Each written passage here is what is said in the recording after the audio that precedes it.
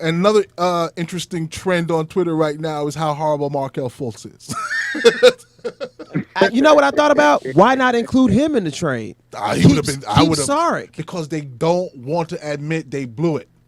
They gave up Tatum for him. Yeah, but that's going to cost you your job anyway. They don't want to admit he's already gone. Colangelo, he already lost his job.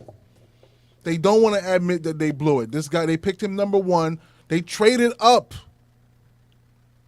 They traded up to get him, and they could have sat there and got Tatum. And Boston tricked them. You know, that's why you don't trade with teams in your own division. You don't trade with teams in your own division. Danny Ainge is a dirty, sneaky guy, man. He's been fleecing the league for the last 10 years.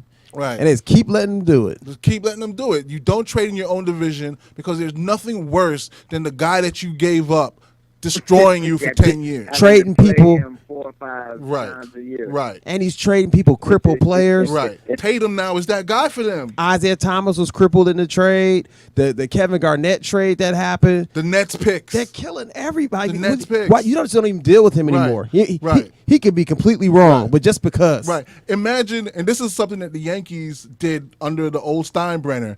If there was a rumor of anybody going to the Red Sox, whether the Yankees needed a player or not, they would just get him. They would just get him and sit him on the bench. Dirty. They just get him and sit him on the bench. Dirty. So what the Celtics have done is put the Sixers in a position where they likely may not be able to compete at that top level with them. They put the Nets in a position where they would be buried for years. Right. While they're under their rebuild, they continue to make the playoffs. Man. Yeah. Yeah. I wouldn't talk to Danny Ainge for anything. If he calls, don't answer. I'm deleting him off my Twitter. He's not answer. my Facebook friend. No, block that don't number. text me. Don't call me. So to me, whoever the shooting coach is for Philadelphia 76ers, number 1, should be fired and never rehired in the NBA again. Because now they have 2 people.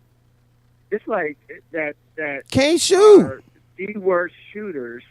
And it's their backcourt. Right. It's their backcourt. Nobody can shoot. Right. How can that be when they have probably a highly paid shooting coach on the team?